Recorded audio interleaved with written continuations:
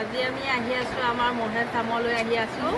মোৰ লগত আহিছে এয়া মামী আৰু মোৰ ল'ৰাটো, এয়া মোৰ ভাগিন, মোৰ মানুহজনে কেমেৰা কৰি আছে আৰু মোৰ মামা শহু আহিছে। আজি আপোনালোকক দেখুৱাই আছোঁ আজি আমাৰ ওচৰতে থকা মহেশ ধামখন। তেতিয়া আমি আহি পালোঁ দেই মহেশ ধামৰ এয়া ওচৰ পালোহি। এতিয়া আমি যাম, কিমান দূৰ যাব লাগে ঠিক নাই, বহুত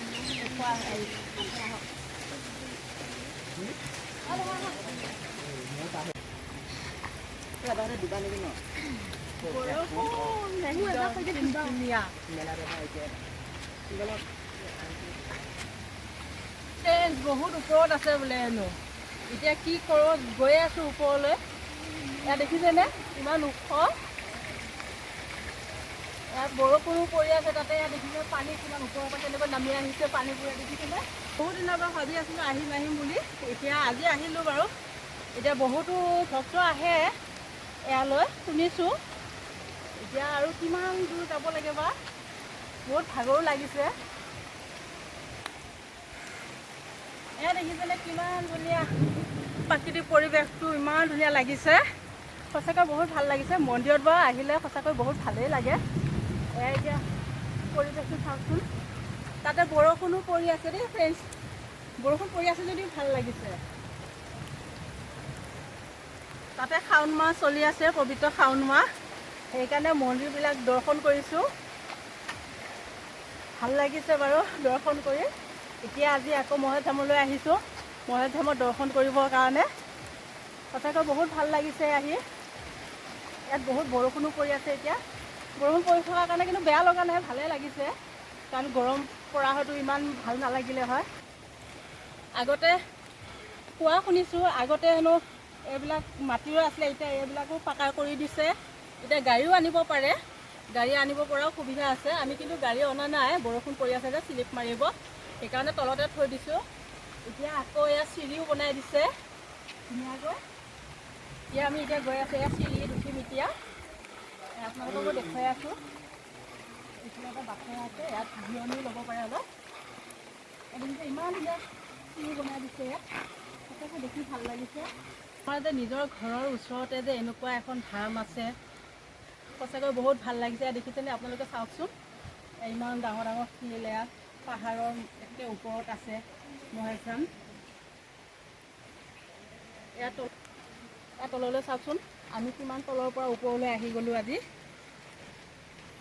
এতিয়া আৰু বা কিমান যাব লাগে, আহিলোৱে বাৰু বহুতখিনি হয়, আপোনালোককো দেখুৱাই আছোঁ কিমান দূৰ। আপোনালোকে যদি অহা নাই, কেতিয়াবালৈ আহিলে আপোনালোকৰো ভাল লাগিব। সঁচাকৈ বহুত ভাল লাগিছে ইয়ালৈ আহি, ইমান ধুনীয়া, চাওকচোন সঁচাকৈ বহুত ভাল লাগিছে। তাতে আজি বৰষুণো পৰি আছে, গৰম অনুভৱ নাই, ধুনীয়া ঠাণ্ডা ঠাণ্ডা লাগি আছে, বহুত ভাল লাগিছে। আহকমান চিৰি, একদম কামাখ্যা মন্দিৰৰ দৰে। কামাখ্যা মন্দিৰত যেতিয়া দৰ্শন কৰিব গৈছিলোঁ, তেতিয়া নৰনাৰায়ণ সেতু ঠিক তেনেদৰেই আৰু, নৰনাৰায়ণ সেতুৰ দৰে চিৰি আছে ইয়াত, কিন্তু ইয়াত বহুতখিনি সুবিধা কৰি দিছে, ইয়াত ধৰি যাবৰ কাৰণে। সঁচাকৈ বহুত ভাল লাগিছে দেই ফ্ৰেণ্ডছ, ইমান ধুনীয়াকৈ চিৰি বনাই দিছে এইবোৰ। কিন্তু ইয়াত উঠিছোঁ যদিও ভাগৰ লগা বৰুৱা বস্তুটো তেনেকুৱা হোৱা নাই, লাগিছে তথাপিও তেনেকুৱা ইমান অনুভৱো হোৱা নাই। ইয়াত বয়সস্থ মানুহো আহিব পাৰে, কাৰণ এইবিলাক ধৰিবৰ কাৰণে সুবিধা কৰি দিছে ধুনীয়াকৈ। এয়া দেখিছেনে, ৰাস্তাটো ধুনীয়া বহলো আছে, সঁচাকৈ ভাল লাগিছে। আহকচোন বাৰু আৰু কিমান ওপৰলৈ যাব লাগে আপোনালোকক দেখুৱাই আছোঁ, আহি থাকক। যেতিয়া ৰ'দ দিব চাগে, ৰ'দ দিলে এই তিলৰ তাপৰ পৰা চাগৈ বহুত গৰম লাগিব চাগে। এয়া দেখিছেনে, চাওকচোন ইমান ধুনীয়া লাগিছে ইয়াত। আমি ইমান ওপৰলৈ আহিছোঁ, ইয়াৰ তলত কেনেকুৱা পৰিৱেশ দেখিছেনে, সঁচাকৈ তললৈ চালেও বহুত ভাল লাগে, ইমান ধুনীয়া পৰিৱেশটো, সঁচাকৈয়ে বহুত ভাল লাগিছে।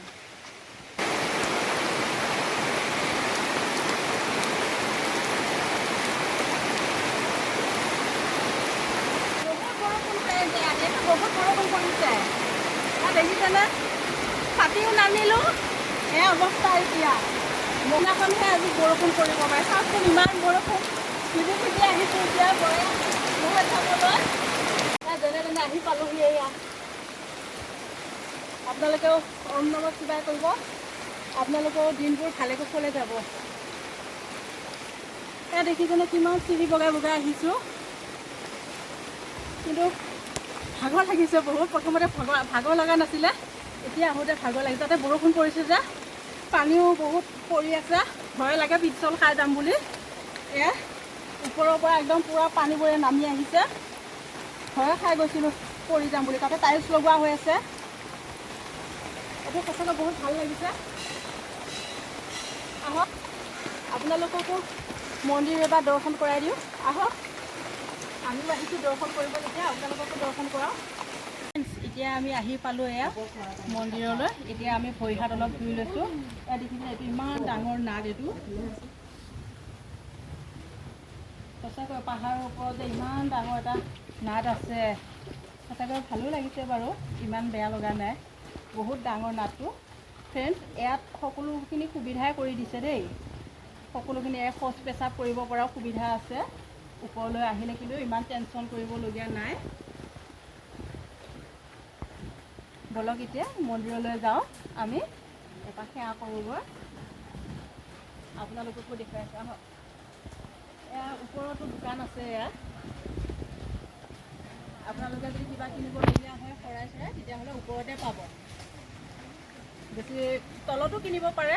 এতিয়া ওপৰতো দোকান আছে, আহক মই দেখুৱাই আছোঁ আপোনালোকক। ফ্ৰেণ্ডছ, এতিয়া আমি এয়া মন্দিৰলৈ উঠি আছোঁ। আমি এয়া সকলোৱে আহিছিলোঁ, এয়া চাওকচোন।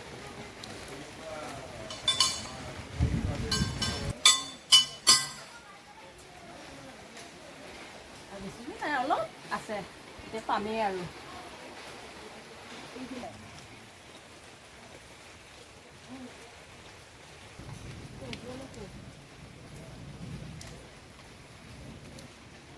সঁচাকৈ বহুত ধুনীয়া লাগিছে পৰিৱেশটো, ইমান ধুনীয়া পৰিৱেশ, সেউজীয়া গছ গছনিৰে ভৰি আছে। সঁচাকৈ বহুত ধুনীয়া লাগিছে, ইমান ভাল লাগিছে ইয়াত আহি। এতিয়া আমি আহি পালোঁহি থানখন, আপোনালোকক এতিয়া দেখুৱাই আছোঁ, আহক।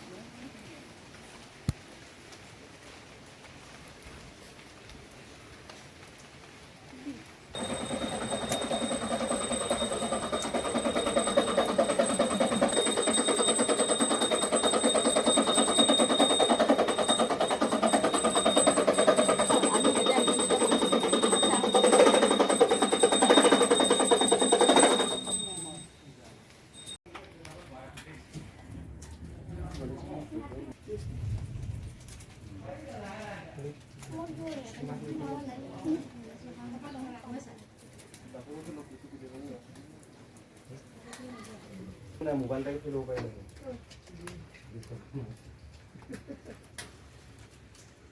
ফ্ৰেণ্ডছ, আহকচোন আমি বাবাৰ ওচৰত সোধোঁ এই মন্দিৰটোৰ বিষয়ে, কেনেকৈ মহেশ ধাম হ'ল তাৰ বিষয়ে অলপ আমি জানো। আপোনালোককো দেখুৱাই আছোঁ, আহকচোন বাৰু।